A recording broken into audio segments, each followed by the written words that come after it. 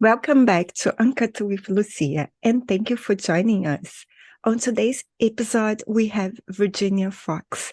Virginia is a horse trainer and author of the Rocky Mountain Romances book series.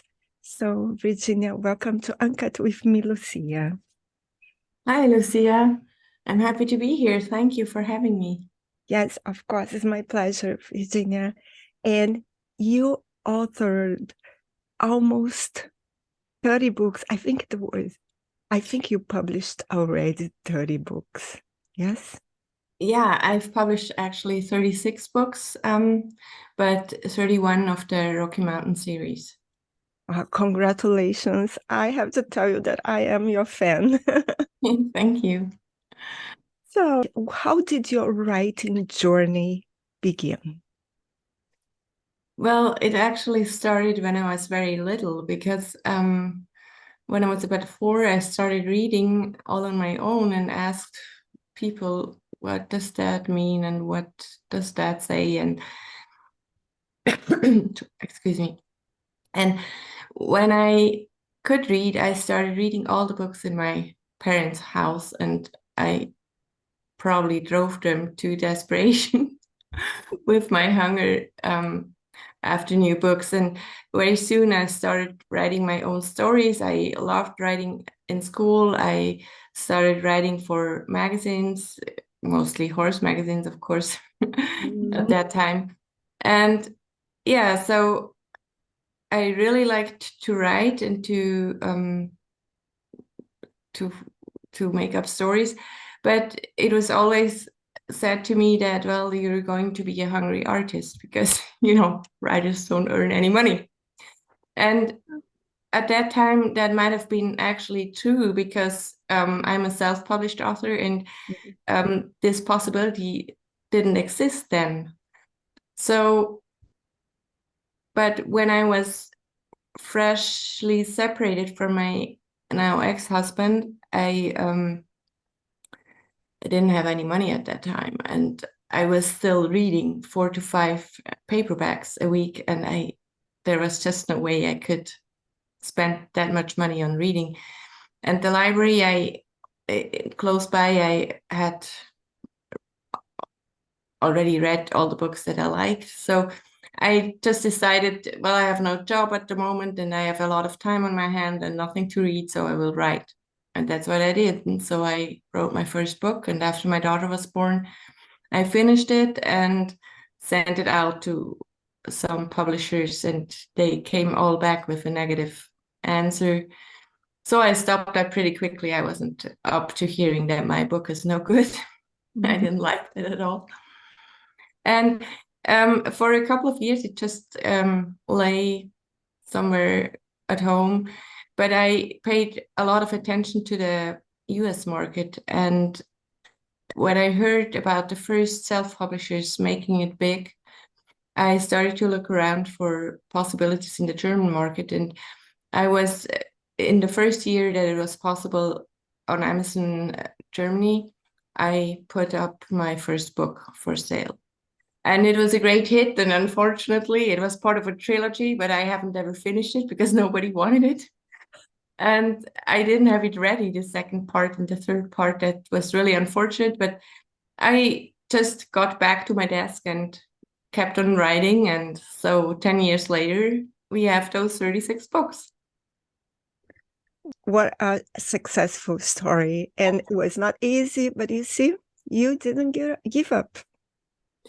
No, I really didn't. And I really also put a lot of thought into my writing, not only what I like to write. I mean, that's one side, but I also put a lot of thought in what would I, as a reader, want to read actually, and what works well with the audience. And so I think it was a bit of both, the creativity on one side and the continuity to keep on writing, and also a bit of an entrepreneurial mindset, if you want. Mm-hmm. And as a full-time writer, you likely have a lot of focus because 36 books, I'm sure it was not it it requires a lot of concentration, focus, and as you say, you need to maintain a consistent writing schedule. So do you typically meet your deadlines? Um, I'm actually a person who really needs deadlines to even start working. Even now, I'm supposed to finish the next book in German by the end of February, and I haven't even started yet. So Wow. I yeah, but I do usually meet my deadlines since Amazon is very unforgiving with people who don't. So, and I have a great team of freelancers who support me. So if I'm a bit late with finishing my writing, then my editor or my designer will make it possible that it comes out to the right time. So So good that you have a team. And Virginia, how did studying in Colorado prepare you to write your books, given that you are originally from Switzerland? Yeah, you were from Switzerland. Yes. yes, I am from Switzerland and I'm still living here. But since I've spent 1 year in Colorado, I know the place pretty well. I know the people who live here.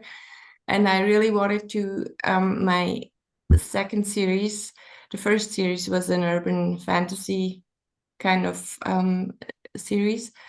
And the next one, the Rocky Mountain Romances, I really wanted to put into the States to where it takes place. And I'm a big fan of write about what you know, and I didn't want to rely solely on travel experiences or something like that. Like I think Mark Twain was it who did that, Yeah. and he did a great job. But that's more than I would have thought possible for me because I'm also a person, I'm not that much into research. I mean, I do research topics I know are important for the story, but it's not my favorite pastime. So I thought maybe I better pick a place where I'm familiar with. So I will not have to spend so much time or researching, or also if I do research, I can verify more easily if that's possibly true or not. That's always a Yeah. concern today. Yeah, it's important to know a little bit more about the places you are writing, also about their culture and all the environment. I agree. It's very important. And your latest book, Rocky Mountain Yoga, Book One, it was published in November. Yes, the English edition was published in November.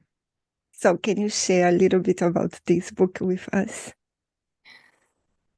It's actually about a young woman who finds herself, she's a yoga teacher, that's where the name comes from. And she's actually living in Seattle with a boyfriend, but it's not going really great, the relationship, and also her job is not going really great.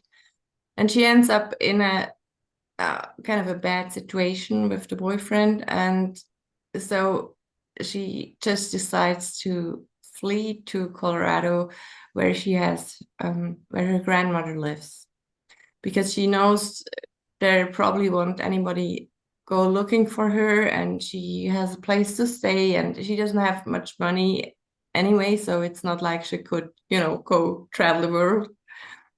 And that's what she does. And then she has spent time, of course, with her grandmother when she was a child, but she hasn't been there for quite a while, and she has to get to know all the people who live there. And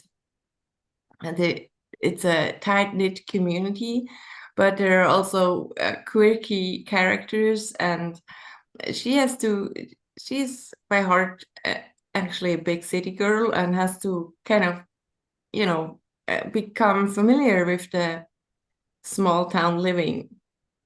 But there's the hunky sheriff, and he makes it a bit easier to adapt, even though they often clash because she's a vegetarian and he likes his meat. but it also gives there are many humorous scenes and a lot of laughter and irony, and yeah, it's a love story, but it's also a bit of suspense, and it's also about the community, really. Because in every book you will meet the town characters again. There will be a new couple, a new story, but in a familiar surrounding.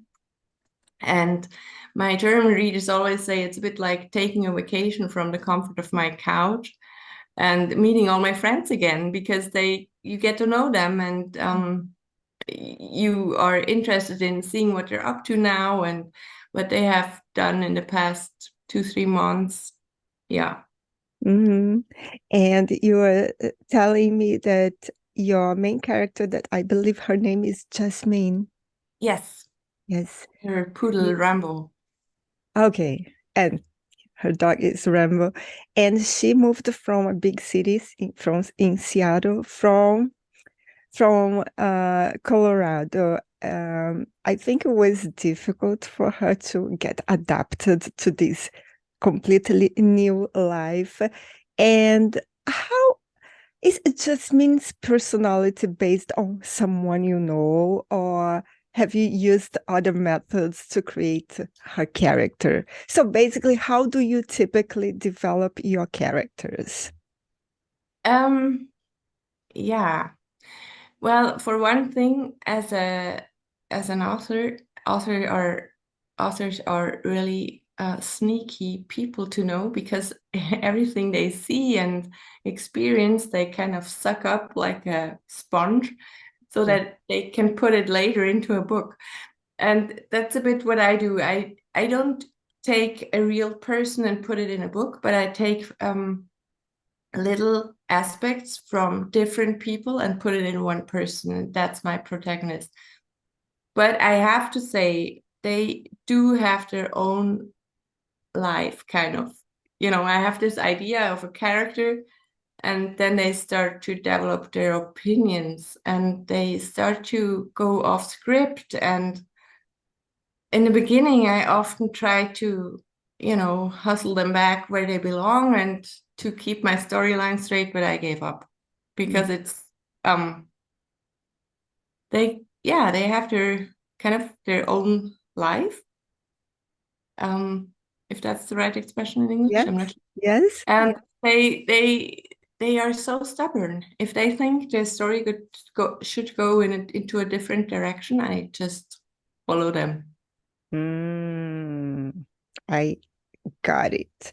So not not all the time you know how the book is going to end. Like maybe you have a plot, but depending on the character's actions, Yes. you can just deviate and Yes. change the story. I like it. In my own writing process, I usually create characters by going around and observing people Yeah, see? in my surrounds.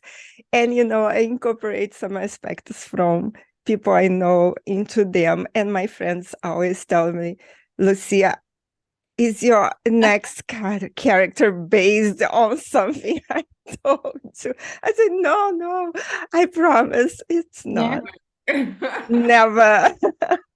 We have a code, a friendship code. But I like that you not always follow the path you started. This is great. And I also, Virginia, noticed that you include healthy recipes in your books.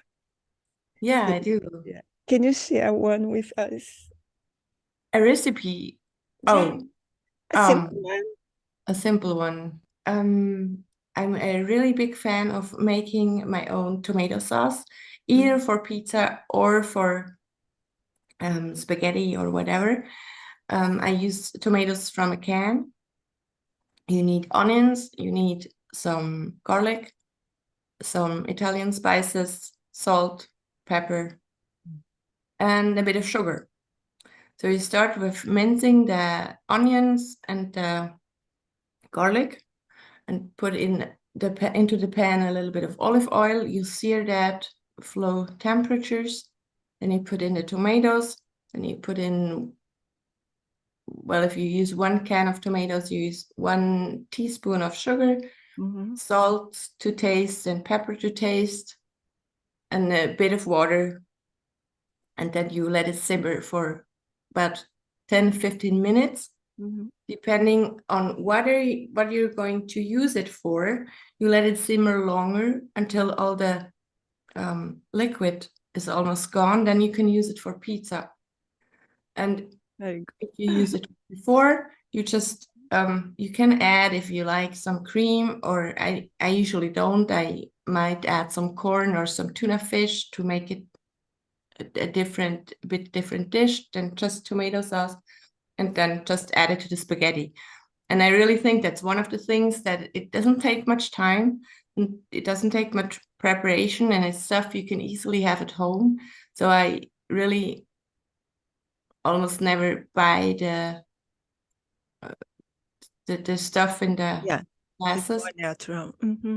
Because so this way I know exactly what's in it, and it's tasty and healthy, and everybody loves it. Yeah, it sounds delicious. Here, my husband, he's Italian, so he's always preparing these things by, sauces, and it's so good. So anyways, thank you, Virginia. I will try this recipe, and I think our audience also will try, and it's very easy. Yes, it's really very easy. And in addition to being a writer, you also train horses. I absolutely adore horses. They are they are so majestic and beautiful. So the way they move, they communicate. So with your experience training horses, what interesting insights have you gained over the years? Well, first of all, it's for me at least, the communication is actually really on top of everything else.